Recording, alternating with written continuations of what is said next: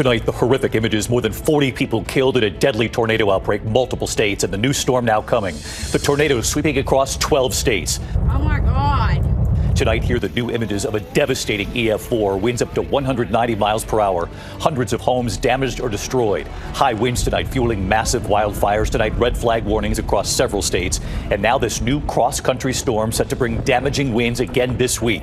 Ginger Z standing by with the forecast. Tonight, the scare at New York's LaGuardia Airport, a Delta jet coming in for a landing. Its left wing hitting the runway before a go-around. Air traffic control telling the pilots.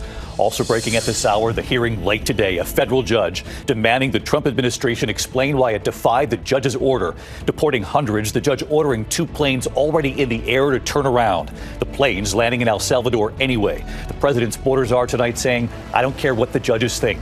Tonight, the body camera video here for the first time, the moment first responders rescue that stepson who they say had been held captive by his mother for more than 20 years. You will see what they found. Tonight, the missing Pittsburgh college student on spring break and the new interview with that young man from Iowa, believed to be the last person to see her alive. Will he be allowed to leave the Dominican Republic? The high-stakes call now set between President Trump and Vladimir Putin over the future of the war in Ukraine. Tonight, more than a dozen bagpipers injured when their bus crashes into a tractor trailer after a St. Patrick's Day parade. The 2 astronauts and their long-awaited return home when their voyage home begins in just hours. Tonight, remembering a well-known singer, you'll know the song. Harvard now offering free tuition to many students. And the Irish soda bread scones you saw first right here. You came to the rescue, and tonight, you'll want to see this.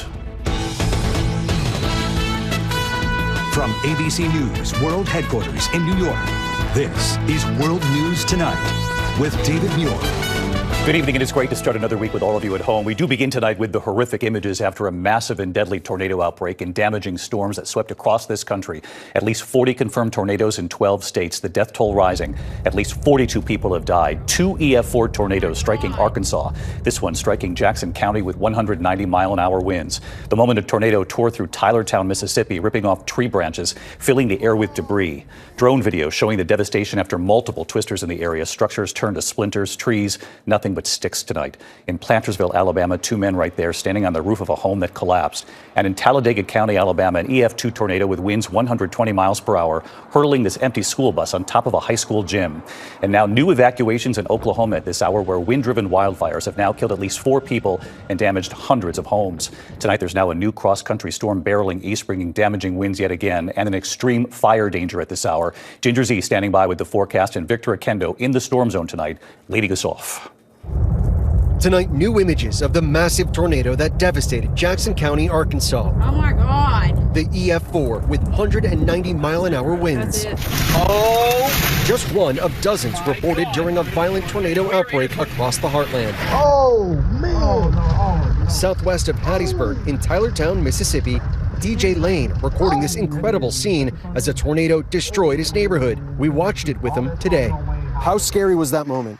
That was one of the most scariest moments of my life, right there. The devastation from multiple tornadoes in the area goes on for miles. This RV resort leveled. In Plantersville, Alabama, north of Selma, lives turned upside down by an EF3 tornado. To be honest, you wouldn't think just a wind and tornadoes would do this much devastation. Anita Owens mourning the loss of her mother, Annie. She loved everybody. I mean, she loved her kids, her grandkids, her family, her nieces and nephews.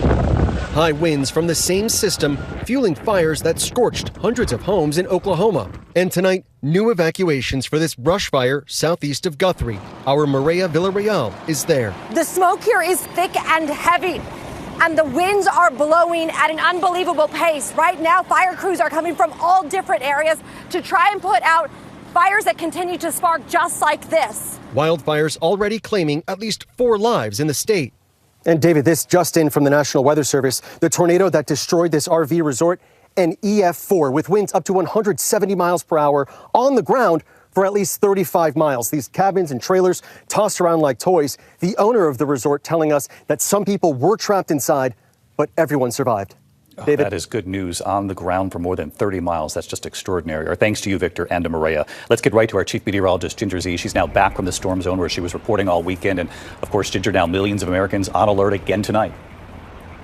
Yes, we have not even had a chance to catch our breath, David, and we've got alerts all over the map again. That low pressure system is already in the Rocky Mountains, and that's why you see those winter storm warnings out there. But I want your eye to go to the high wind warnings. New Mexico, parts of Texas, there's also blowing dust advisories there. But 50 million Americans have red flag warnings. Remember, that is fire danger. And so from Kansas City and Iowa back to Texas and Oklahoma too, we're going to have a couple of days with that. I'll tell you about the winter storm watches and the blizzard coming on Wednesday. That's on the top end of this. But look at those gusts, 50 to 75 miles per hour. You pair that with relative humidity as low as 10%, and that's where you're going to get fire problems all the way through tomorrow. Unlike most nights, you're not going to see the winds go down tonight. In Oklahoma, you'll actually see them go up, and that's why we find a level 3 out of the 3, top level extreme fire danger tomorrow. And the blizzard on Wednesday will bring gusts upwards of 60 miles per hour with 3 to 6 inches of snow, going to make visibility really hard. David. All right, Ginger, we appreciate your reporting all weekend long. We'll see you first thing in the morning. Thanks again. Speaking of the winds, now to the scare at New York's LaGuardia Airport. A Delta passenger jet coming in for a landing from Jacksonville, Florida. Its left wing striking the runway as pilots were lifting back off to go around again. Air traffic control telling them the wing had hit the ground. Here's Trevor Ault. Tonight, a Delta passenger jet attempting to land at New York's LaGuardia Airport, striking its left wing on the runway, and the 2 pilots on board appeared unaware. Air traffic control pointing out the incident. Somebody saw some sparks from one of your wings. You guys feel anything? We didn't, but we'll check it. The Delta regional flight arrived from Jacksonville, Florida just after 10 Sunday night. 80 passengers and crew on board. Conditions were suboptimal but not extreme. Winds gusting to 35 miles per hour with some mist in the air. The plane then circling for another landing attempt. In a statement, Delta says the crew executed a go-around, then landed safely and proceeded to its arrival gate, adding, "We apologize to our customers for the experience." Tonight, that aircraft remains grounded at LaGuardia, out of service. There's no immediate indication when it may return to the air. The flight, operated by the same regional carrier involved in this dangerous incident last month, a fiery crash landing at Toronto's airport. Hey, and David, here in New York, there were no reported impacts or injuries at LaGuardia, but the FAA says it's now investigating.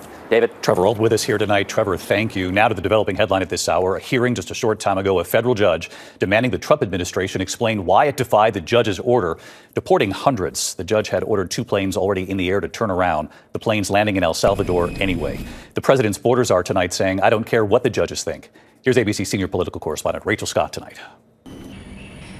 Tonight, questions over whether the Trump administration brazenly violated an order from a federal judge after he told them not to deport 261 Venezuelan immigrants to El Salvador. But they did it anyway. The administration claims the men are members of criminal gangs, invoking an obscure law, the Aliens Enemies Act of 1798, which allows the government to deport people with little to no due process and was last used to round up Japanese Americans during World War II. And in an emergency court hearing on Saturday, federal judge James Boasberg asked for more information and put the deportations on pause, saying any plane containing these folks that is going to take off or is in the air needs to be returned to the United States. This is something that you need to make sure is complied with immediately. But by then, 2 planes were already in the air, and they did not turn around. Administration officials claiming those planes had already crossed into international waters. The president of El Salvador, a Trump ally, posting on X, "Oopsie, too late." On Air Force One, President Trump asked if his administration violated the judge's orders. I don't know. You have to speak to the lawyers about that. Are you planning to do more deportations? I can tell you this. These were bad people. That was a bad group of, as I say, hombres. Today, the president's border czar saying, quote, "I don't care what the judges think." We're not stopping. I don't care what the judges think. I don't care what the left thinks. We're coming. The White House press secretary raising questions about whether the judge's orders carry weight because it was delivered from the bench and not put in writing. There's actually questions about whether a verbal order carries the same weight as a legal order, as a written order. But when I asked the architect of the president's immigration policy, Deputy Chief of Staff Stephen Miller, whether they would comply with a verbal order from the judge, he questioned whether judges have the authority to rule over the president's policies at all. Is it the administration's understanding that you would comply with the verbal order? No district court judge who presides over just some small, little geography of the whole country could possibly presume to have the authority to direct the expulsion of terrorists from our soil, who, by the way, are also here illegally. Thank you, everybody.